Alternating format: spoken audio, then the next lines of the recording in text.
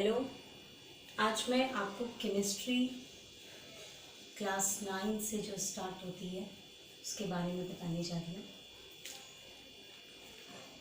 ये पाया गया कि दुनिया में जितनी भी चीज़ें हैं वो छोटी छोटी चीज़ों से बनी हैं मिलके।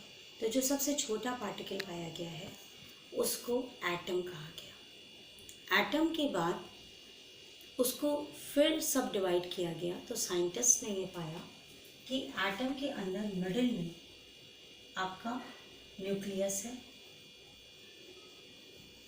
और इसके चारों ओर ऑर्बिट्स में इलेक्ट्रॉन चक्कर लगाते हैं। और इस न्यूक्लियस के अंदर दो चीज़ें प्रेजेंट होती हैं, एक होता है प्रोटॉन, दूसरा होता है न्यूट्रॉन। इलेक्ट्रॉन का सिंबल E है, प्रोटॉन का सिंबल P है, न्यूट्रॉन का सिंबल N है।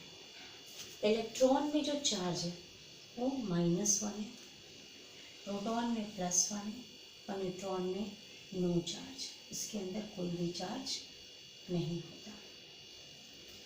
अब जब भी कोई केमिकल रिएक्शन होता है तो उसमें इलेक्ट्रॉन्स पार्टिसिपेट करते हैं, न्यूट्रॉन्स पार्टिसिपेट नहीं करते, न्यूक्लियस पार्टिसिपेट नहीं करता। तो आपके पास कभी कभी क्या होता है कि हमको कहा जाता है कि आप एटॉमिक नंबर बताइए और एटॉमिक मास बताइए या आइसोटोप्स बताइए। तो जो आपका ये सिंबल है किसी भी एलिमेंट का, उस पर यहाँ पर हम एटॉमिक मास लिखते हैं, एटॉमिक मास, और यहाँ पर लिखा जाता है एटॉमिक नंबर। अब एटॉमिक मास और एटॉमिक नंबर क्या होते हैं? एटॉमिक मास क्या होता है कि सम ऑफ प्रोटॉन एंड न्यूट्रॉन, यानी जो न्यूक्लियस के अंदर प्रेजेंट था प्रोटॉन और न्यूट्रॉन, उनका सम एटॉमिक मास होता है। और एटॉमिक नंबर क्या होता है? Number of protons. जब भी हम एटॉमिक नंबर की डेफिनेशंस लिखते हैं तो हम लिखते हैं number of protons present in an atom. वैसे ये देखा गया है कि नंबर ऑफ प्रोटॉन्स जो है वो नंबर ऑफ इलेक्ट्रॉन्स के इक्वल होता है जब कोई एटम एक न्यूट्रल केस में होता है, यानी ना उसके अंदर कोई प्लस माइनस चार्ज नहीं होता, तब नंबर ऑफ प्रोटॉन्स और नंबर ऑफ इलेक्ट्रॉन्स बराबर होते हैं। तो उस केस में उसे एटॉमिक नंबर कहते हैं। लेकिन अगर एटॉमिक नंबर की डेफिनेशन पूछी जाती है तो वहाँ हम लिखते हैं number of protons present in an atom is known as atomic number. इसके बाद यहाँ पर एक टर्म आता है आइसोटोप्स निकालना, या आता है आइसोबार। और अगर हमें कुछ ऐसे दिया होता है और हमसे पूछा जाता है कि इसमें कितने न्यूट्रॉन हैं या कितने प्रोटॉन हैं या कितने इलेक्ट्रॉन हैं, तो हम किस तरीके से निकालेंगे। तो हम अब क्वेश्चंस पर आ रहे हैं।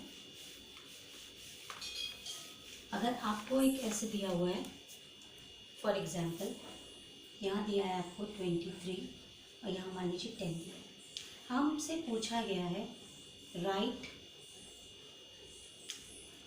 Number of electron, number of proton, number of neutron and number of nucleons.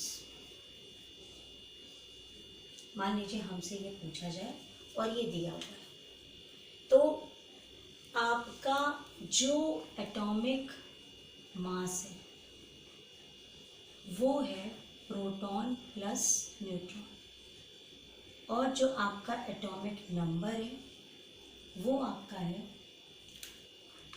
Protons की वैल्यू या इलेक्ट्रॉन्स की वैल्यू। और एटॉमिक नंबर हमने आपको बताया था यहाँ लिखा रहता है नीचे, और ये आपका हो गया एटॉमिक मास। आप जब भी इसको देखेंगे तो आप ये देखिएगा कि जो ऊपर वाली गिनती होगी बस नीचे वाली गिनती की या तो बराबर होगी या उससे बड़ी ही होगी।